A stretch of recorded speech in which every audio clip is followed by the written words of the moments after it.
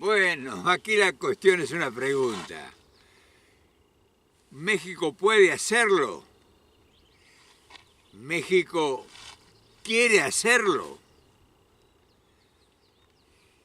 Y sería extraordinario que lo hicieran, porque es tan importante que ahora lo vamos a averiguar por qué es importante. Pero antes quiero aclararle, yo no me estoy metiendo en nada que tenga que ver con la política mexicana, ni con la nacionalidad, ni nada. Como latinoamericano, como hijo del continente, como se está empezando a repetir que somos la patria grande, o sea, como ciudadano de la patria grande voy a opinar. Así que no se vayan a molestar los mexicanos, que no es nada contra ellos, al contrario, es un análisis muy elocuente para valorar lo que ustedes tienen. ¿Qué les parece si lo desarrollamos y a ver cómo sale la historia que les voy a contar? Y contar una historia, cuando la historia puede ser apasionante, es provocador.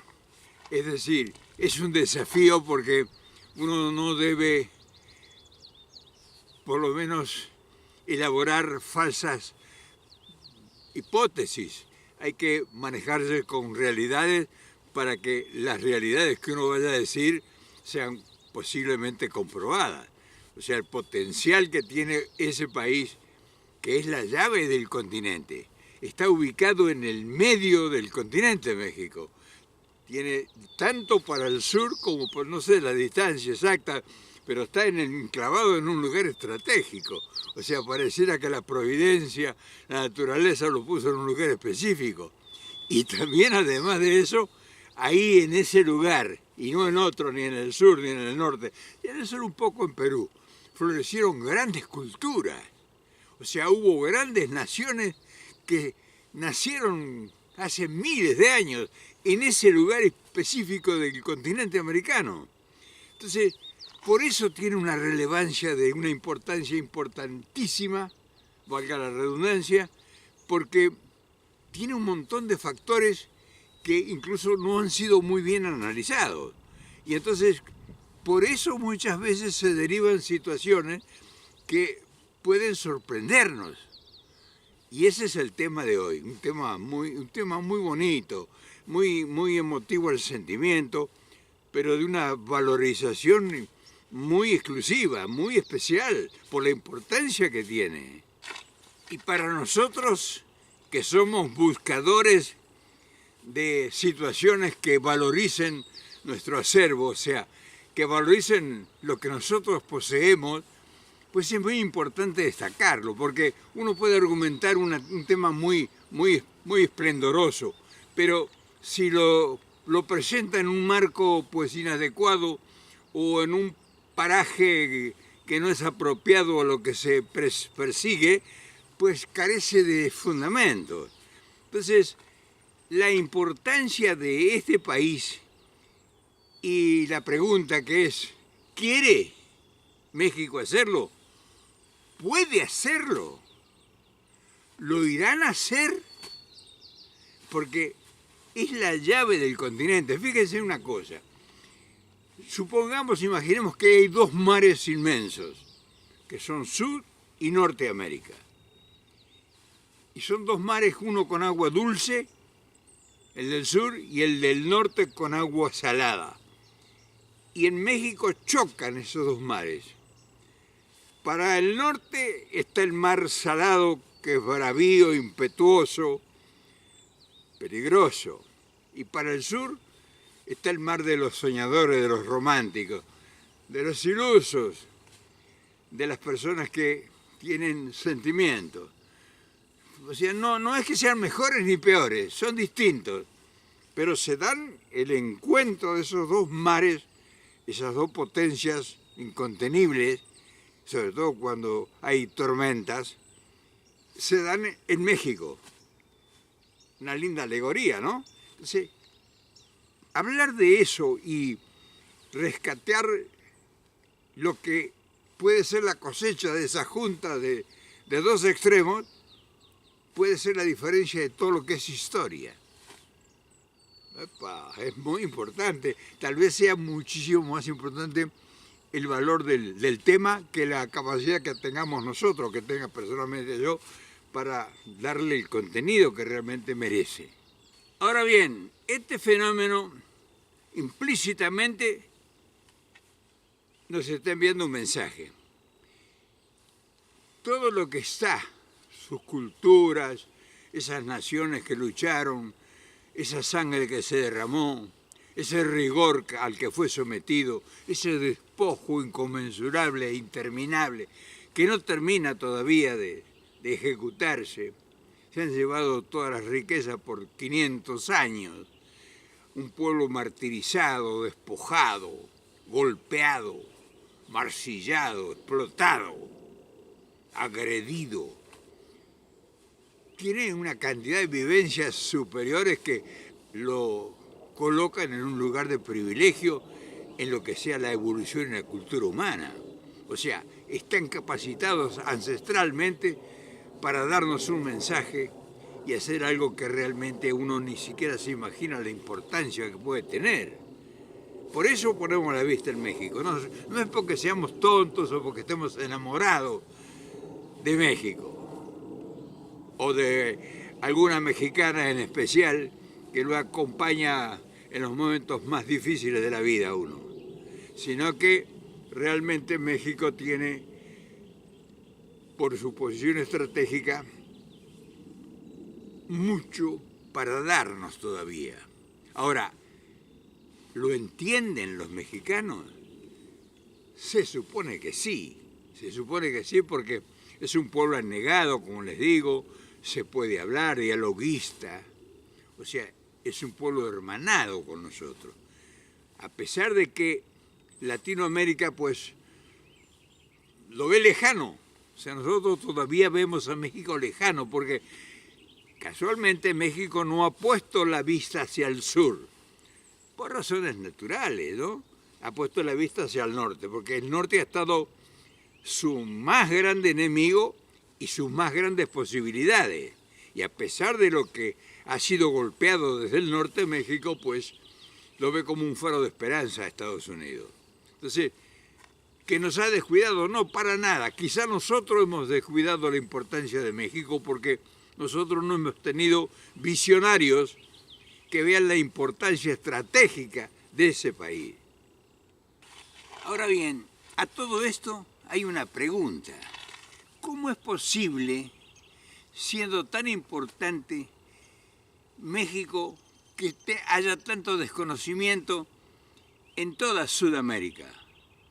O sea, es increíble porque es una referencia extraordinaria para aquellos que buscan explicaciones a una cantidad de cosas que no han tenido por lo menos orientación o soluciones. Entonces, nosotros pensamos que ha habido una carencia, una posibilidad, un descuido, o alguien que realmente no previó, los idealistas, sobre todo los intelectuales, a pesar de que en el principio, hace 80 o 100 años, hubo mexicanos que realmente salieron a explorar, jóvenes mexicanos que salieron a explorar el sur del continente. Por ejemplo, hay mucha gente que ahora lo juzga o no lo valoriza o lo critica por alguna razón a Vasconcelos. Vasconcelos tiene un estudio muy profundo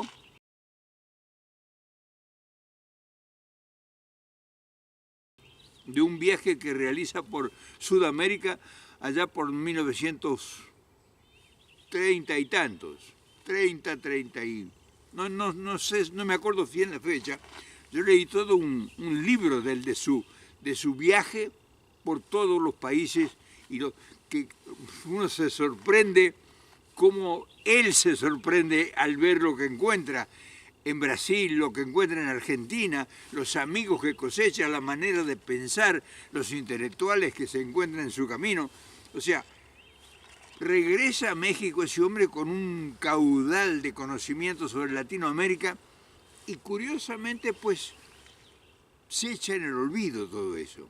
O sea, se pierde el contacto natural que debió existir siendo que México era la frontera con otro país, con otra cultura, con otra raza, con otra mentalidad, un país como es Estados Unidos, impetuoso, con un país guerrero, un país que toma decisiones y que las ejecuta, un país poderosamente económico, donde se han desarrollado las ciencias, las tecnologías, donde se ha expandido la comunicación, en fin, ha proliferado el poder corporativo, en los grandes capitales del mundo se han instalado en el norte, en fin, Estados Unidos se ha convertido en una potencia mundial.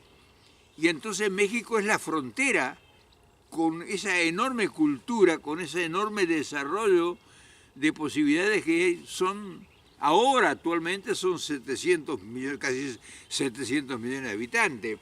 Y entonces todo ese desconocimiento que existe entre nosotros, y eso que lo soñaron personalidades de mucha importancia, lo soñó Martí, lo dijo Martí, como lo digo Vasconcelos lo dijo, pero empezó con Bolívar y los grandes contactos que tenía Bolívar con los mexicanos. O sea, Bolívar tenía con los próceres de México, tenía contacto. Entonces todas esas cosas, pues nosotros en Latinoamérica pues no hemos perdido quizá la oportunidad. Y claro, el mexicano pues dice que somos soberbios, en fin. Pero son puerilidades que vienen de clases que no tienen el verdadero conocimiento para hablar con propiedad y ser constructivo con los valores que hay. Y otros que todos los otros países en general no somos perfectos, somos países sobre todo en formación que tenemos culturas antagónicas en cierta medida porque la invasión enorme de Europa sobre Sudamérica pues ha descolocado con los ancestros, con las culturas originales del continente. Entonces, todas esas cosas que nosotros hemos ido aprendiendo y viendo nos hacen que tengamos preguntas.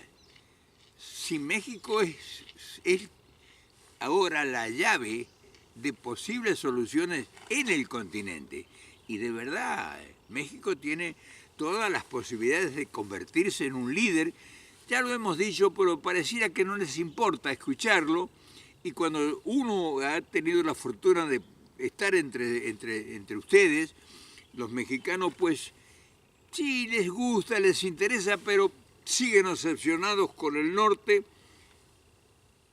no por razones obvias, sino por razones verdaderas. Ahora, entonces uno se pregunta, porque aquí nace la duda, ¿no puede México hacer determinadas cosas destinadas a constatar y consolidar su relación férrea, cultural, política y económica con el sur del continente? Porque habría una complementación económica extraordinaria.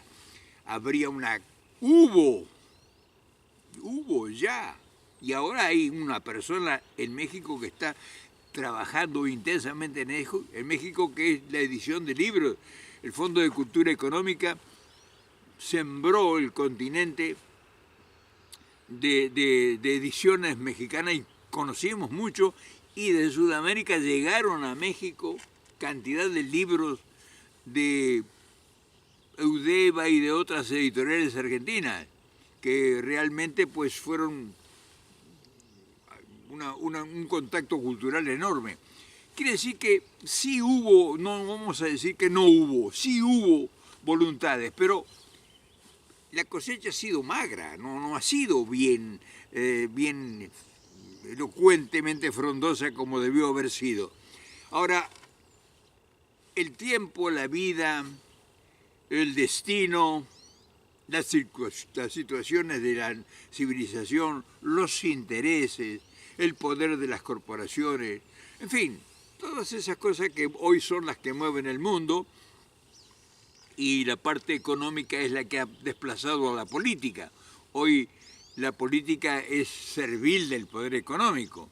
No hay un político que pueda tener un proyecto de gobierno y que sea obedecido o sea aceptado por el poder económico. El poder económico le va a dar los lineamientos para que haga política. Y entonces esos lineamientos siempre están destinados a favorecer a una minoría, porque es la que propicia que eso siga permanentemente así. Entonces, no ha habido, sí ha habido luz y capacidades intelectuales para entender el problema, pero no ha habido posibilidad de hacerlo porque el poder económico, el poder financiero es lapidario, o sea, no entra en diálogo. No ha habido posibilidad de dialogar porque ellos sientan precedentes, imponen sus leyes y compran todo lo que sea obstructivo para sus posibilidades. O sea, si alguien económicamente o políticamente o culturalmente extiende una línea de acercamiento, pues va a ser desplazado. O sea, lo van a acusar de demócrata, de comunista, en fin, cualquier barbaridad, o de corrupto, estamos plagados ahora de esa nueva instancia que han sacado los poderes hegemónicos. O sea, los poderes hegemónicos, los poderes corporativos, manejan jueces, fiscales, Suprema Corte, manejan leyes, los congresos, en fin, los políticos, diputados, senadores y jueces y fiscales. Entonces, ¿quién se antepone frente a esa situación? Que sea una persona que traiga una verdad para beneficiar a su pueblo. Por eso, las consecuencias, o sea, nosotros cuando observamos la enorme pobreza en un continente con tanta riqueza, pues no le buscamos la explicación por el lado de la lógica, sino porque le buscamos la explicación acorde a lo que ellos nos emiten, sus opiniones de los medios de comunicación que ellos dominan. Entonces ahora uno, como realmente nosotros podemos demostrar que somos independientes, pero no vamos a la agresión ni a la resistencia. O sea, no creemos que la revolución va a ser la solución. Ya se han intentado todo, eso sería absurdo pretender de que el empuje de una idea revolucionaria va a poner las cosas en cajas, para nada.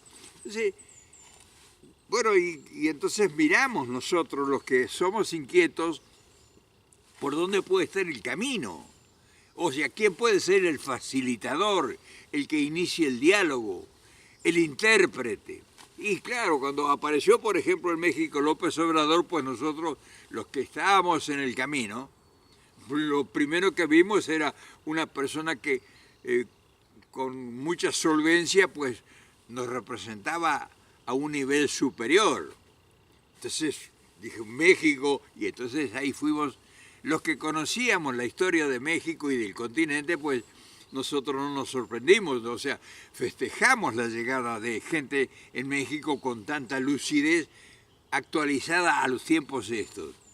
Pero, lamentablemente, pues uno quiso ahí ingresar o participar o, en fin, esas cosas pequeñas que uno puede modestamente hacer, y no tuvimos la fortuna de que realmente tuviera cauce, que lo interpretara y que lo tomaran los mexicanos, que lo tomaran en sus manos y que desplazaran hacia el continente gente capacitada para que hicieran una organización. Pues se les habló, se les explicó.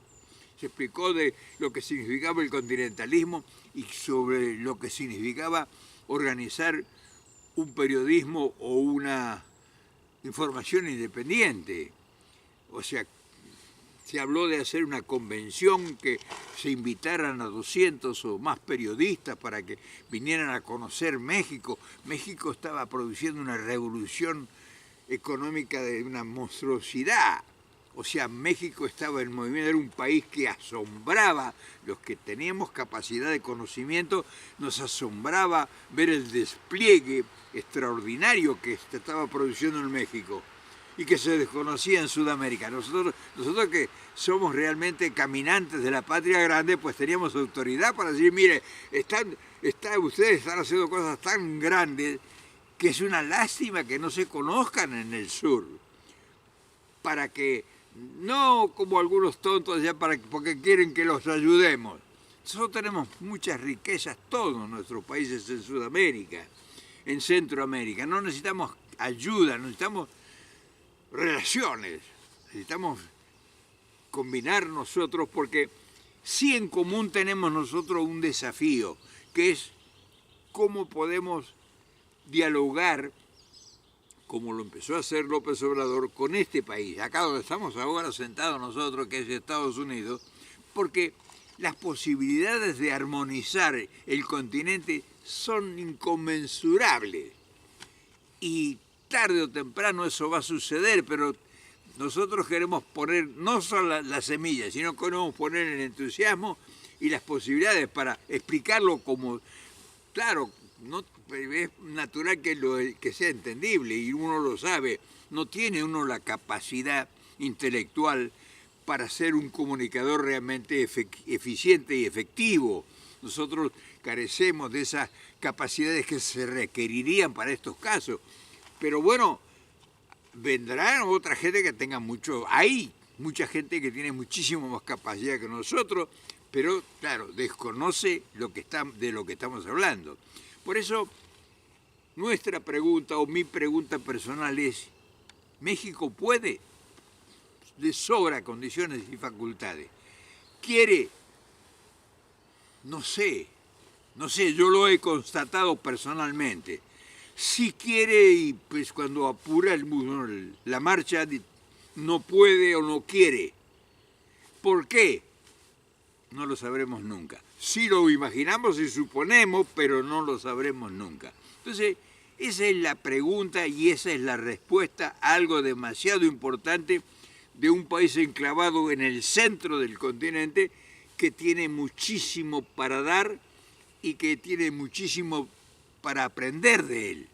O sea, faltan embajadores, pero no embajadores rentados por el Estado, o sea, que sean del cuerpo diplomático. No han hecho nada el cuerpo diplomático.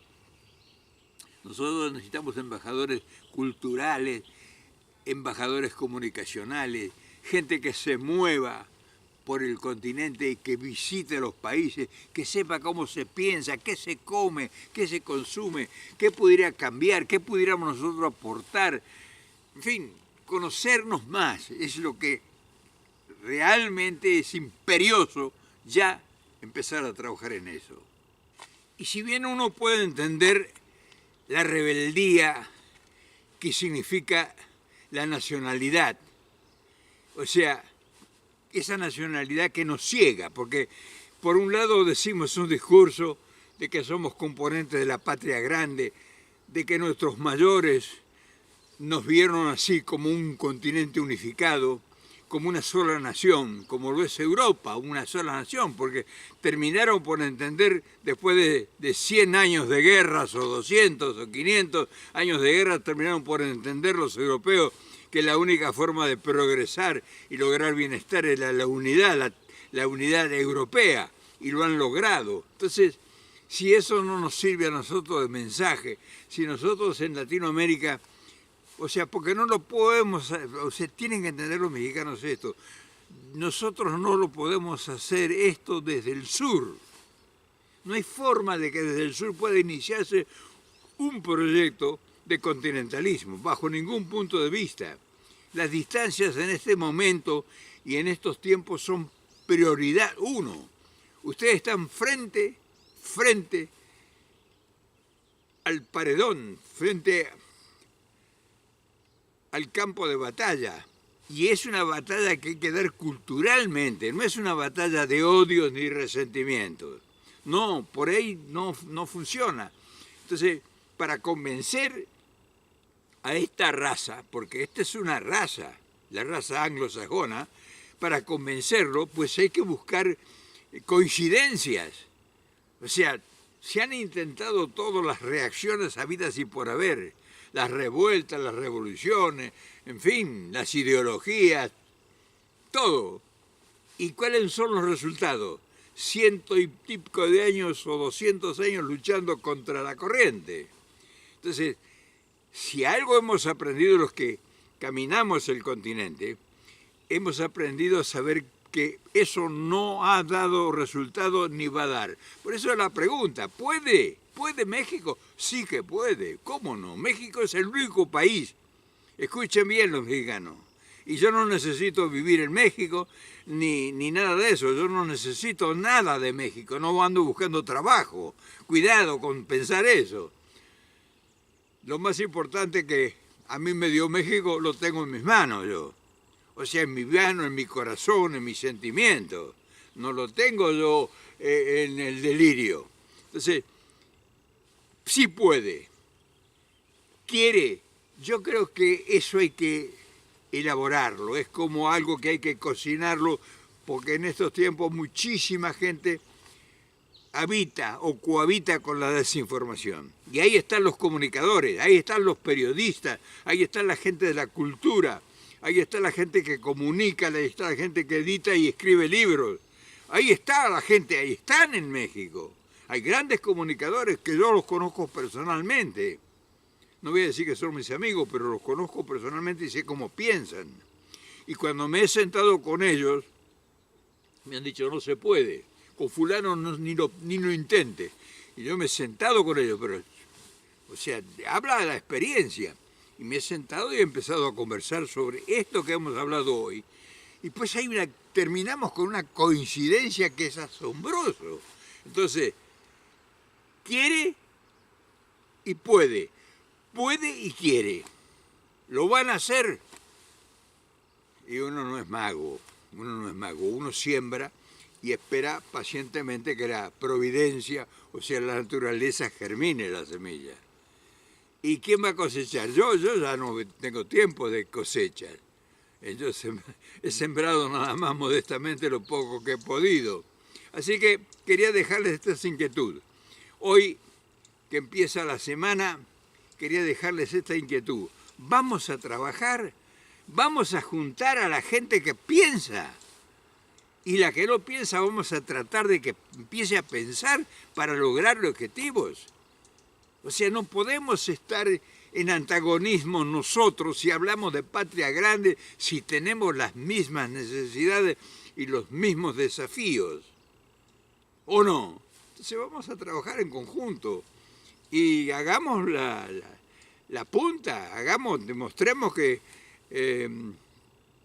la acción se demuestra andando. Pongámonos en movimiento. Te invito, sorpréndeme, invítame. Y mañana pues lo seguimos conversando, seguimos hablando de estos temas que son apasionantes. Y a los hermanos mexicanos les mando un enorme abrazo y ya saben, me conocen como pienso. Chao, hasta mañana.